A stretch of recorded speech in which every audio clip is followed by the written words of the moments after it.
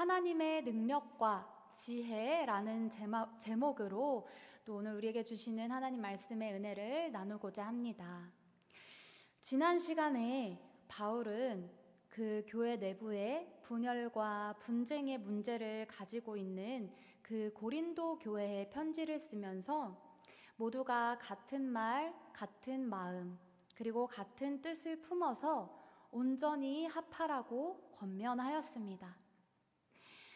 다시 말해서 예수 그리스도의 마음과 생각과 그 뜻을 품어서 하나됨을 이루는 온전한 그러한 공동체를 이루어 가라고 하였습니다. 그렇게 우리들도 예수님의 은혜를 기억하고 주님 안에서 같은 마음, 같은 뜻을 품고 그렇게 하나 되어 살아가야 하는데 참 쉽지가 않은 것 같습니다. 분명히 주님 안에서 우리가 기쁨을 충만하게 누릴 때도 있지만 때로는 그러지 못할 때도 있는 것 같습니다. 그래서 다시 그 말씀대로 살기로 결단하고 기도하지만 내 힘으로는 안 된다는 것을 더 깨닫게 되는 것 같아요. 여전히 나의 기준으로 옳고 그름을 판단하면서 다른 사람을 품지 못하고 사랑하지 못하는 그런 저의 모습도 발견하게 됩니다. 그럴 때 우리가 주님의 십자가 앞으로 다시 나아가서 예수님을 바라보고 그 예수님의 은혜를 기억하며 오늘 말씀을 통하여서 다시 십자가로 돌아가는 그런 귀한 시간이 되기를 간절히 소망합니다. 지난 시간에 이어서 오늘 본문 말씀에는 바울이 복음에 대하여 십자가에 대하여 말하고 있는 것을 보게 됩니다. 바울은 십자가의 복음을 어떻게 이야기하고 있냐 하면 십자가의 복음이 우리에게 능력이 된다고 말씀하고 있습니다. 우리 고린도전서 1장 18절 말씀을 같이 읽겠습니다. 십자가의 도가 멸망하는 자들에게는 미련한 것이요 구원을 받는 우리에게는 하나님의 능력이라. 아멘. 먼저 십자가가 무엇입니까? 십자가는 우리 모두가 알다시피 죄인을 처형하는 그러한 도구였죠. 그러나 당시 그래서 우리가 십자가가 의미가 있는 것이 아니라 우리에게는 그 십자가에 달려 죽으신 예수님, 그 복음의 내용이 우리에게 의미가 있는 것입니다. 그런데 당시 유대인들은 그 나무에 달린 자를 하나님의 저주를 받은 자로 여겼습니다. 세상에서는 그 십자가는 그렇게 저주받음과 실패와 죽음을 상징하는 것이었죠. 그런데 예수님이 이 십자가에 달려서 죽으신 것입니다.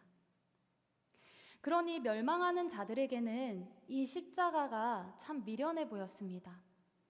전능하신 하나님께서 다른 방법으로 우리를 구원하실 수도 있으실 텐데 그렇게 하지 않으시고 죄인처럼 고난을 당하고 저주받은 자처럼 나무에 달려 죽으시니까 이게 세상에서 볼 때, 인간의 눈으로 볼 때는 미련해 보였습니다.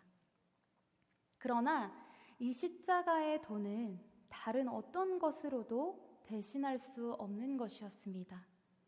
왜냐하면 그 십자가에는 나를 죽기까지 사랑하신 그 하나님의 크고 깊으신 사랑과 그 죽음을 대신하셔야만 하는 하나님의 공의가 동시에 담겨 있기 때문입니다. 세상 사람들의 지혜로는 도저히 이해할 수 없는 하나님의 방식이었습니다.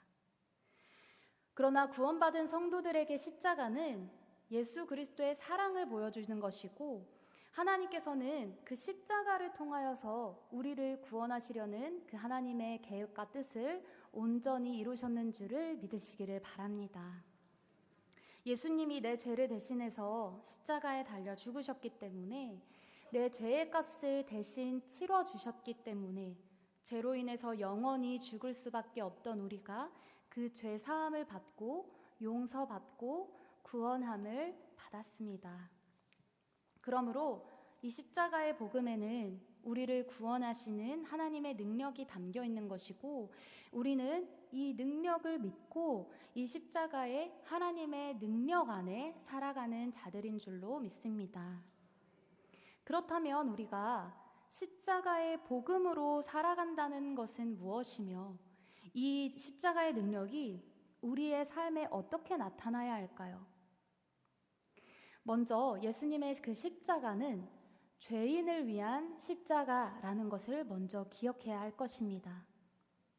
그러므로 우리가 그 십자가를 바라볼 때 먼저 그 십자가에서 나의 죄를 먼저 볼 수 있어야 합니다. 로마서 3장 23절 말씀에는 모든 사람이 죄를 범하였음에 하나님의 영광에 이르지 못하더니, 성경은 모든 사람이 죄인이라고 말씀하고 있으며, 그 십자가 앞에서 우리가 얼마나 예수님이 필요한 존재인지를 깨닫게 됩니다. 그리고 그 죄값을 치르신 예수님을 보는 것이 바로 십자가의 능력이라는 것입니다. 하나님은 우리를 너무너무 사랑하시지만 거룩하신 분이기 때문에 죄와는 함께 하실 수 없는 분이시죠. 죄의 삭은 사망이라고 했습니다. 그러므로 내가 그 사망의 심판으로 지옥에 갈 수밖에 없는 그 죄인이라는 사실을 깨달았다면, 그럼에도 불구하고 나를 사랑하셔서 그 독생자를 죽이기까지 사랑하신 하나님의 사랑을 우리가 십자가 앞에서 비로소 만나게 되는 것입니다. 십자가의 도는 구원을 받는 우리에게 그렇게 하나님의 능력이 되는 줄로 믿습니다. 우리는 그 십자가 앞에서 나의 죄를 보고 나의 죄값을 치르신 예수님의 사랑, 나를 구원하시기 위한 하나님의 능력을 보아야 할 것입니다. 그렇다면 우리가 이러한 십자가의 복음을 어떻게 알고 믿게 되었나요? 고린도전서 1장 18절 말씀과 24절 말씀을 이어서 함께 읽어보겠습니다. 하나님의 지혜에 있어서는 이 세상이 자기 지혜로 하나님을 알지 못하므로 하나님께서 전도에 미련한 것으로 믿는 자들을 구원하시기를 기뻐하셨도다. 오직 부르심을 받은 자들에게는 유대인이나 헬라인이나 그리스도는 하나님의 능력이요 하나님의 지혜니라. 아멘. 먼저 이 십자가의 복음은 세상적인 지혜로 깨달아지는 것이 아니라는 것입니다. 바울은 세상이 자기 지혜로는 도저히 하나님을 알지도 못하고 하나님의 그 사랑을 깨닫지 못하므로 하나님께서 복음을 그 전도에 미련한 것으로서 믿는 자들을 구원하시기를 기뻐하셨습니다. 아무리 지혜로워 보이는 세상의 지혜로는 구원의 길을 이룰 수 있는 길도 없습니다. 하나님께서는 오직 구원의 길을 십자가의 도를 통해서만 알려주셨지요. 사도행전 4장 12절 말씀에 보면, 다른 이로서는 구원을 받을 수 없나니 천하 사람 중에 구원을 받을 만한 다른 이름을 우리에게 주신 일이 없음이라 하였더라. 아멘.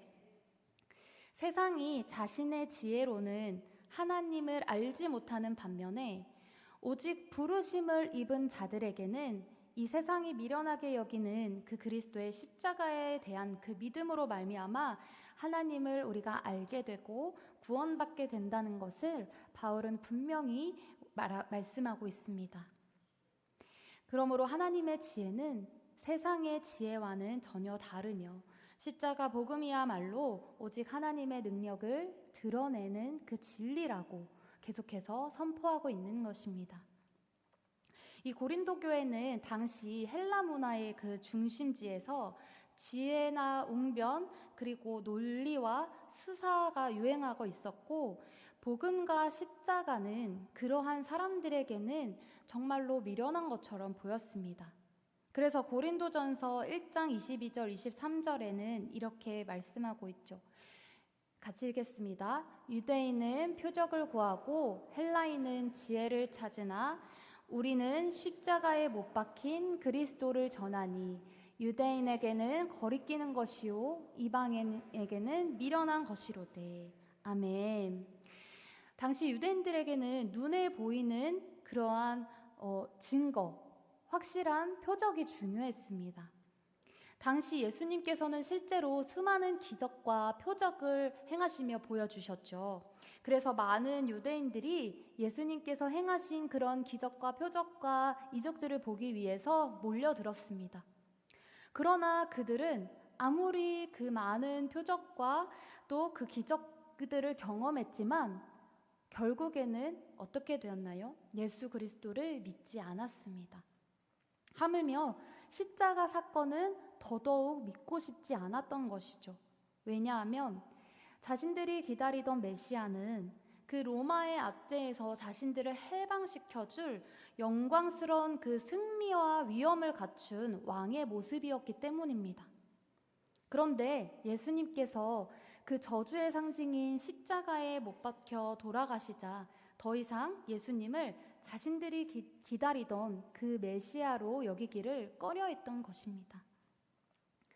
유대인들이 추구했던 것이 표적이라면 헬라인들이 추구했던 것은 지혜였습니다.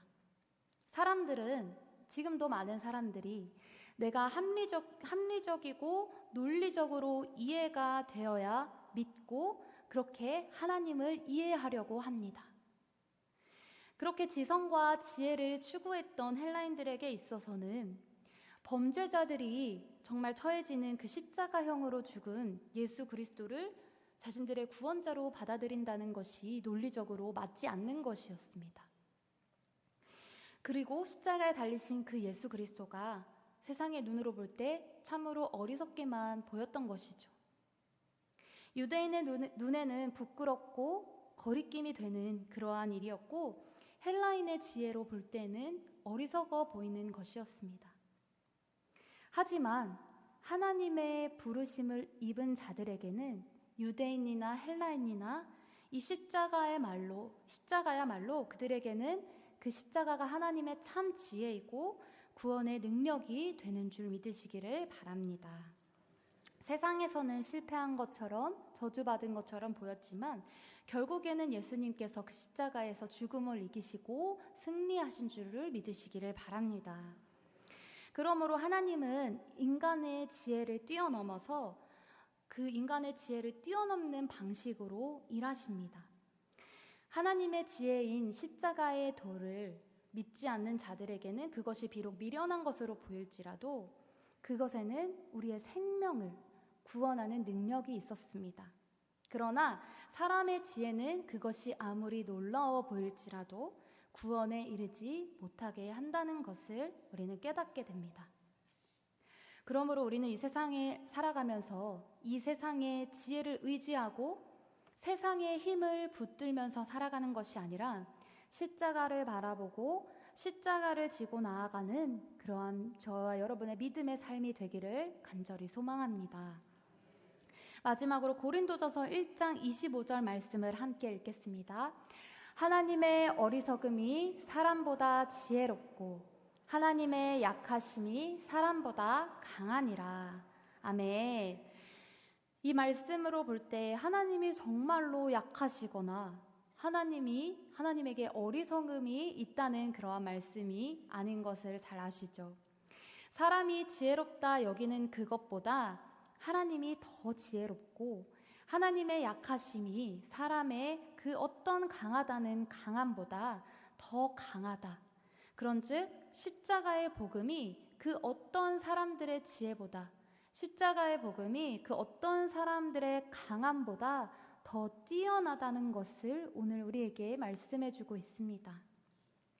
우리는 이 세상의 지혜로는 그 주님의 뜻을 알 수 없고 주님이 기뻐하시는 것을 해내기도 어렵습니다.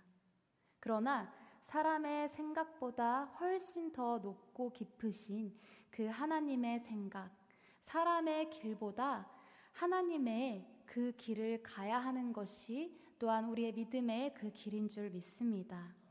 우리를 구원의 길로 인도해 주신 그 십자가를 만나시고 그 하나님을 의지하고 그 십자가의 하나님만을 정말로 신뢰하며 예배하며 나아가는 우리 모두가 되기를 간절히 소망합니다.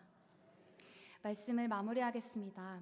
예수님의 십자가가 어떤 사람들에게는 정말로 미련한 것으로 보이고 또 어떤 사람들에게는 하나님의 능력으로 보인다고 말씀을 나누었습니다. 예수님의 십자가가 미련한 것으로 보이지 않고 정말로 하나님의 능력이라고 믿는 사람들은 오직 그 십자가의 복음만을 자랑하며 살아갈 수밖에 없습니다. 나의 죄가 커 보이고 그로 인한 하나님의 사랑과 예수님의 십자가의 은혜가 얼마나 큰지 깨닫게 됩니다. 그렇게 깨닫게 된 사람은 자기를 의롭다고 생각하지 못하고 다른 사람을 정죄할 수도 없는 것입니다. 그러나 고린도 교회는 그렇지 못했기 때문에 분열과 분쟁이 일어났던 것입니다. 그러나 예수님께서 십자가에서 정말로 나와 같은 사람을 사랑하셨다면 우리의 삶에도 다른 이들을 향한 그러나 화해와 용서의 삶이 나타나야 할 줄로 믿습니다. 내 힘으로는 할 수 없을지라도 내가 할 수 있는 그 한계를 정말로 넘어서 사랑할 수 없는 사람까지도 원수되어졌던 그러한 이들까지도 화해하고 용서하고 품는 것이 예수님께서 보여주신 그 십자가 사랑을 기억하고 그 십자가를 자랑하는 자들의 삶일 것입니다.